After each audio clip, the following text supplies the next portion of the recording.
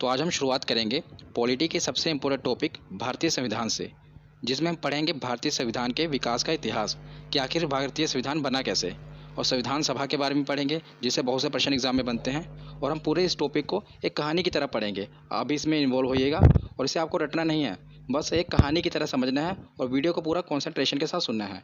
आप इस वीडियो को अगर पूरा एंड तक देख लेंगे तो आपका इस टॉपिक से क्वेश्चन कभी गलत नहीं होगा। तो चलिए बिना देरी किए हुए वीडियो को शुरू करते हैं। तो चलिए वीडियो की शुरुआत करते हैं और भारतीय संविधान के विकास के इतिहास के बारे में पढ़ते हैं कि आखिर भारतीय संविधान बना कैसे। पर उससे पहले हमें ये पता होना चाहिए कि आखिर संविधान कहते किसको हैं। तो संविधान किसी भी देश का कानूनी दस्तावेज है और किसी भी देश का संविधान उसकी राजनीतिक व्यवस्था का वह बुनियादी सांचा ढांचा निर्धारित करता है जिसके अंतर्गत उसकी जनता शासित होती है।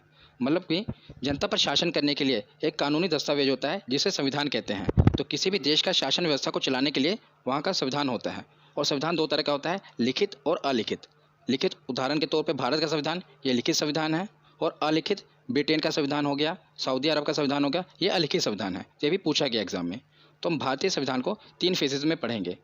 पहला 1773 का रेगुलेटिंग एक्ट, दूसरा 1935 भारत शासन अधिनियम, और तीसरा प्रमुखता जिससे हमारा संविधान बना है जिसके तहत 1946 का कैबिनेट मिशन। तो हम 1773 का रेगुलेटिंग एक्ट क्यों पढ़ेंगे मैं आपको बता देता हूँ, क्योंकि उसमें अंग्रेजों का शासन था, आपको पता ही होगा। पर संविधान कहते किसको हैं? जनता पर शासन करने के लिए जो कानून बनाया जाए। तो अंग्रेजों ने अपने भले के लिए, भले ही उन्होंने अपने भलाई के लिए कानून बनाया हो, पर वो भारत का ही पार्ट था। तो इसलिए इसकी शुरुआत, भारत के संविधान की शुरुआत 1773 से ही होती है। तो हम यहाँ से शुरुआत करेंगे और बहुत ही महत्वपूर्ण है, इससे भी प्रश्न बनते हैं। तो हम पढ़ते हैं 1773 ईस्वी का रेगुलेटिंग एक्ट। तो 1757 की प्लासी की लड़ाई हुई और 1764 में बक्सर का युद्ध हुआ। आपको पता है इतिहास के बहुत ही महत्वपूर्ण युद्ध हैं। इसी के बाद अंग्रेजों ने पूरे बंगाल पर कब्जा कर लिया था, 1757 की प्लासी की लड़ाई के बाद और 1764 के बक्सर के युद्ध के बाद। तो अंग्रेजों द्वारा जीत लिए जाने के बाद बंगाल पर ब्रिटिश ईस्ट इंडिया कंपनी का शासन हो गया। और इसी शासन को अपने अनुकूल बनाए रखने के लिए अंग्रेजों ने समय समय पर कई एक्ट पारित किए, जिसके तहत 1773 का ये रेगुलेटिंग एक्ट पारित हुआ और उसमें भारतीय संविधान के विकास के लिए सीढ़ियाँ बनी। तो ये भारतीय संविधान के इतिहास का शुरुआत यहीं से हुई, रेगुलेटिंग एक्ट से। तो रेगुलेटिंग एक्ट था क्या? तो रेगुलेटिंग एक्ट के तहत ही आपको बता दूं कि 1774 ईस्वी में कोलकाता में सुप्रीम कोर्ट की स्थापना की गई। तो भारत में सबसे पहले कलकत्ता में सुप्रीम कोर्ट की स्थापना की गई। और ये बहुत बार पूछा गया है कि पहले मुख्य न्यायाधीश कौन थे। तो पहले मुख्य न्यायाधीश थे एलिजा इम्पे। कौन थे? Elijah Impey. ये पूछा गया है, महत्वपूर्ण है। उसके बाद हम देखते हैं 1935 का भारत शासन अधिनियम। बहुत ही महत्वपूर्ण है, क्योंकि जो आज आप संविधान देख रहे हैं हमारा, उस संविधान में 60% हिस्सा 1935 के भारत शासन अधिनियम से ही लिए गए हैं। कुछ भाग तो हूबहू लिए गए हैं और कुछ में थोड़ा सा बदलाव किया गया है। तो बहुत ही महत्वपूर्ण है और इससे बहुत से प्रश्न बनते हैं।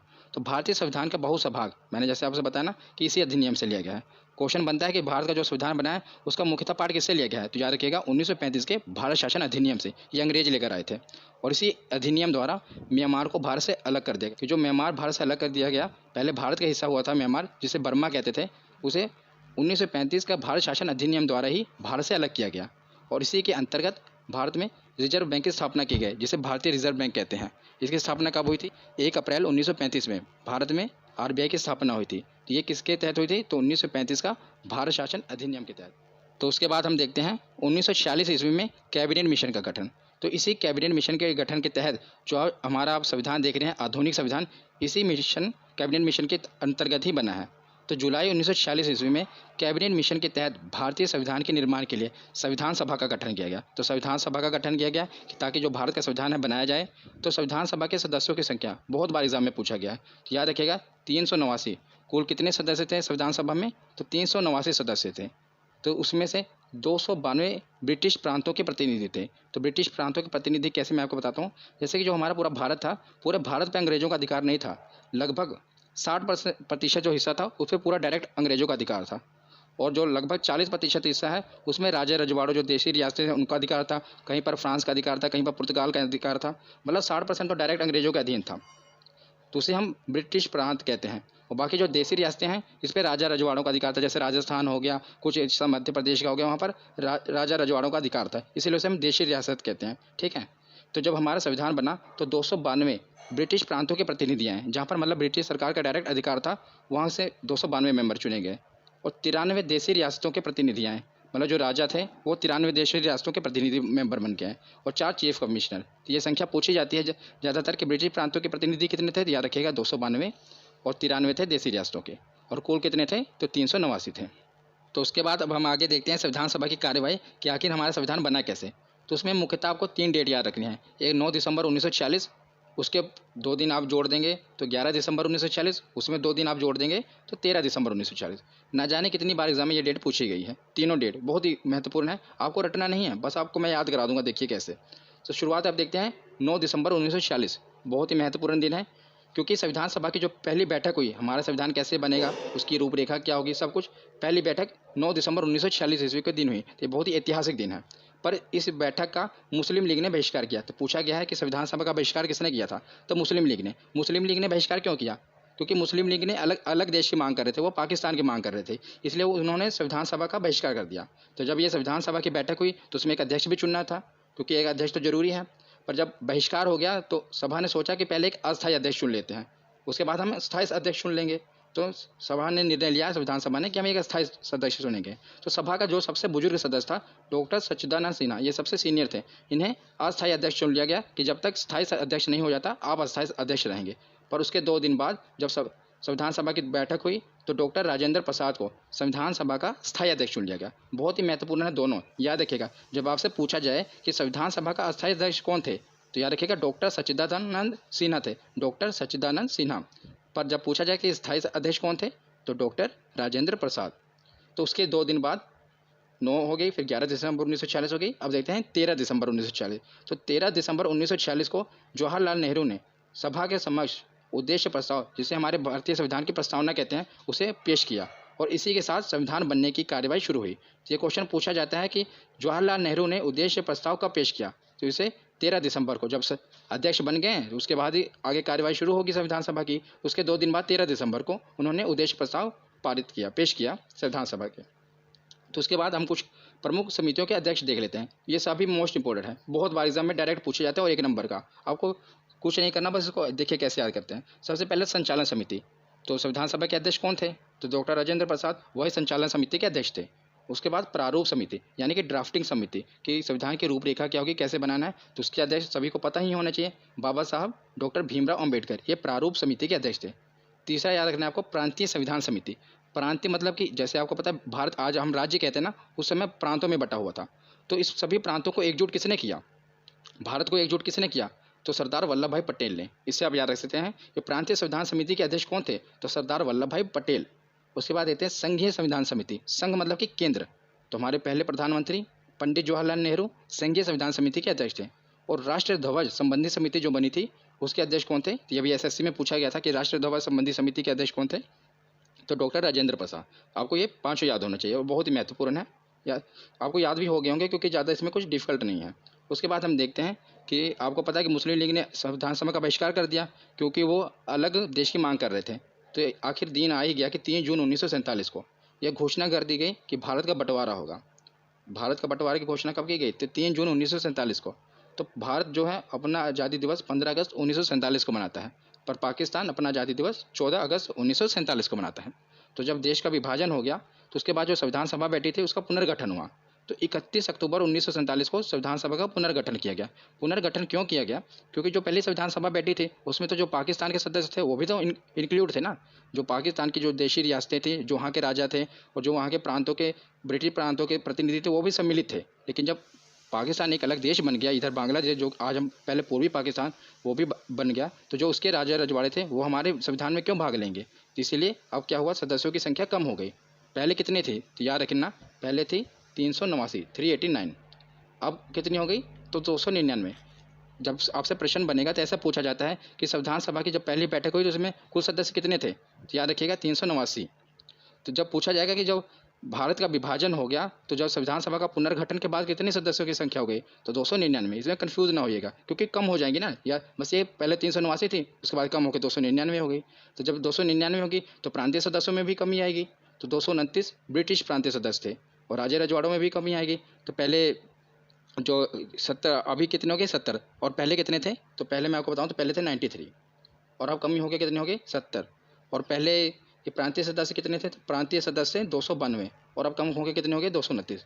ये तो ऐसे ही है, देखो 9 टू ये जो 2 है इधर उठा के इधर रख दिया इन्होंने, बस 229 हो गए। इसको आप ऐसे याद कर सकते हैं। जब 229 ये हो गए तो बचे 299 कितने, तो 70 देशी रियासतों के सदस्य हो गए। ठीक है ना, ये भी आपको याद रखना है। तो उसके बाद हम देखते हैं कि ये जब सभा का पुनर्गठन हुआ तो उसके बाद संविधान बनने की कार्यवाही तेज हो गई। तो दुनिया भर के संविधान को बारीकी से परखने के बाद बाबा साहब भीमराव अंबेडकर ने भारतीय संविधान का मसौदा तैयार किया। तो उन्होंने मतलब दुनिया भर के जितने भी संविधान हैं उनको बारीकी से परखा और उसमें से अच्छे अच्छे विचारों को उठाया, अच्छे अच्छे कानून को उठाया। तो जो संविधान के स्रोत हैं इससे भी प्रश्न बनते हैं। तो मैं इसका जो सेकंड पार्ट है वो संविधान के स्रोत कि मतलब कहाँ से क्या उठाया गया वो भी आपको बताऊंगा। तो बहुत ही इंपॉर्टेंट वीडियो है, बस मैं नेक्स्ट वीडियो वही अपलोड करूँगा, इसलिए आप अपने चैनल को सब्सक्राइब जरूर कर लें। तो दुनिया भर के कानूनों को, संविधान को बारीकी से परखने के बाद बाबा साहब भीमराव अंबेडकर ने भारतीय संविधान का मसौदा तैयार किया और आखिर वो दिन आ गया कि 26 नवंबर 1949 को भारतीय संविधान पूरी तरह से बनकर तैयार हो गया और इसे संविधान सभा द्वारा पारित कर दिया गया। तो उस समय कुल कितने मेंबर थे, तो याद रखिएगा जब सभा का पुनर्गठन हुआ तो 299 मेंबर थे ना, तो उनके हस्ताक्षर हुए और उसके बाद ये जो है संविधान बनकर तैयार हो गया। इसीलिए 26 नवंबर को संविधान बनकर तैयार होता है, इसीलिए 26 नवंबर को संविधान दिवस मनाया जाता है। ये भी याद रखिएगा, महत्वपूर्ण है। पर 26 नवंबर को संविधान बन तो गया, पर इसे लागू कब किया गया, तो 26 जनवरी 1950 को लागू किया गया। इसके पीछे भी कारण है कि संविधान बना 26 नवंबर को, पर लागू 26 जनवरी 1950 को क्यों किया गया। इसके पीछे एक ऐतिहासिक दिन का कारण है कि 26 जनवरी 1930 को कांग्रेस ने प्रथम स्वतंत्रता दिवस मनाया था। उसमें भले ही हम गुलाम थे, पर कांग्रेस ने क्या किया था, आपको मैंने कांग्रेस अधिवेशन में बताया हुआ ना। कांग्रेस अधिवेशन की अगर आपने वीडियो नहीं देखी तो माई बटन में उस वीडियो का लिंक दे दूंगा, उसे देख लेना। मैंने उसमें जितने भी कांग्रेस अधिवेशन हुए सबके बारे में बताया है। तो 26 जनवरी 1930 को रावी नदी के तट पर जवाहरलाल नेहरू ने भारतीय झंडा लहरा दिया और कहा कि आज से हम आज़ाद हैं। भले ही उस समय गुलाम थे, लेकिन उन्होंने आज़ादी दिवस उसी दिन से मनाया और उसके बाद हर 26 जनवरी को कांग्रेस आज़ादी दिवस मनाती थी। इसीलिए भारत भले 15 अगस्त को आज़ाद हो गया, लेकिन उन्होंने 26 जनवरी 1950 को भारतीय संविधान लागू करके इस दिन गणतंत्र देश बन गया और गणतंत्र दिवस मनाया। इसलिए ये ऐतिहासिक दिन है 26 जनवरी का। तो 26 जनवरी 1950 को भारतीय संविधान लागू कर दिया गया और भारत एक गणतंत्र देश बन गया। ठीक है ना। उसके बाद हम देखते हैं संविधान से कुछ रिलेटेड फैक्ट देख लेते हैं जो कि हमारे एग्जाम में पूछे जाते हैं। तो संविधान निर्माण की प्रक्रिया में कुल कितने दिन लगे थे, तो 2 वर्ष 11 महीने और 18 दिन लगे थे। कितने दिन, 2 वर्ष 11 महीने और 18 दिन। और जो संविधान के प्रारूप पर कुल कितने दिन बहस हुई थी, जो संविधान सभा बैठी थी, ऐसा नहीं कि ऐसे संविधान बन गया, उसमें बहस हुई थी। तो जैसे आप देखते हैं ना संसद में बहस होती है किसी कानून बनने पर, तो कुल 114 दिन की बहस हुई थी संविधान बनने के लिए। और संविधान के निर्माण पर कुल खर्च कितना आया था, तो एग्जैक्ट बताऊं तो आपको 63,96,729 रुपये, लगभग आप जान लीजिए कि 64 लाख रुपये का खर्च आया था हमारे संविधान को बनाने में। और जब संविधान बना था तो इसमें कुल कितने 22 भाग, 395 अनुच्छेद और 8 अनुसूचियाँ थी। पर वर्तमान समय में 8 में आप बस 4 ऐड कर दीजिए, 12 अनुसूचियाँ। तो भाग उतने ही हैं 22 भाग, और अनुच्छेद भी 395 हैं और अनुसूचियाँ कितनी हो चुकी हैं 12।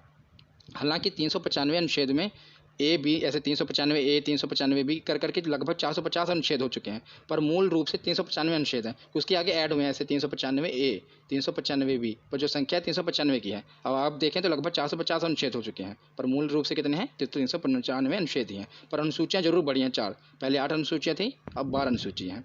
तो उसके बाद हम देखते हैं कि संविधान सभा द्वारा कुछ अन्य कार्य किए गए थे, ये भी महत्वपूर्ण है हमारे एग्जाम के लिए। तो संविधान सभा ने 22 जुलाई 1947 को राष्ट्रीय ध्वज को अपनाया। तो तिरंगा, हमारा भारत का तिरंगा, इसे 22 जुलाई 1947 को राष्ट्रीय ध्वज को अपनाया गया था संविधान सभा के द्वारा। ये डेट याद रखना, कब, 22 जुलाई 1947 को। और 24 जनवरी 1950 को राष्ट्रगान को अपनाया गया। कब जनगण मन कब अपनाया गया, तो 24 जनवरी 1950 को। जो हमारा क्या कहते हैं संविधान 26 जनवरी को लागू किया गया ना, उसे 2 दिन पहले ही राष्ट्रगान अपना लिया गया। और 2 दिन बाद जिस दिन हमारा संविधान लागू हुआ तो राष्ट्रगीत उस दिन अपनाया गया था। याद रखेगा 26 जनवरी 1950 को राष्ट्रगीत अपनाया गया था। 3 चीज़ें फिर देख लीजिएगा। 22 जुलाई 1947 को राष्ट्रीय ध्वज अपनाया गया। जब किसी देश का संविधान है तो एक झंडा भी तो होना चाहिए ना, तो हमारा तिरंगा 22 जुलाई को अपनाया गया, 22 जुलाई 1947 को। और 24 जनवरी 2 दिन पहले राष्ट्रगान अपना लिया गया। और 26 जनवरी को एग्जैक्ट उसी दिन जिस दिन संविधान लागू हुआ राष्ट्रगीत अपना लिया गया, वंदे मातरम। तो उसके बाद हम देखते हैं स्वतंत्र भारत का पहला मंत्रिमंडल। ये वीडियो का आखिरी पार्ट होगा, बहुत ही महत्वपूर्ण है। डायरेक्ट 1 नंबर का क्वेश्चन पूछा जाता है कि 1947 में जब भारत आज़ाद हुआ तो उस समय का मंत्रिमंडल कौन कौन था, मतलब कौन कौन से मंत्री थे। तो हमारे पहले प्रधानमंत्री कौन थे, सबको पता ही होगा, पंडित जवाहरलाल नेहरू। पहले गृह मंत्री कौन थे, तो लौह पुरुष सरदार वल्लभ भाई पटेल हमारे पहले गृह मंत्री थे। और शिक्षा मंत्री कौन थे, तो उस समय हमारे शिक्षा मंत्री बहुत ही काबिल व्यक्ति मौलाना अबुल कलाम आज़ाद जी थे। तो बहुत ही महत्वपूर्ण है कि हमारे शिक्षा मंत्री कौन थे, मौलाना अबुल कलाम आज़ाद।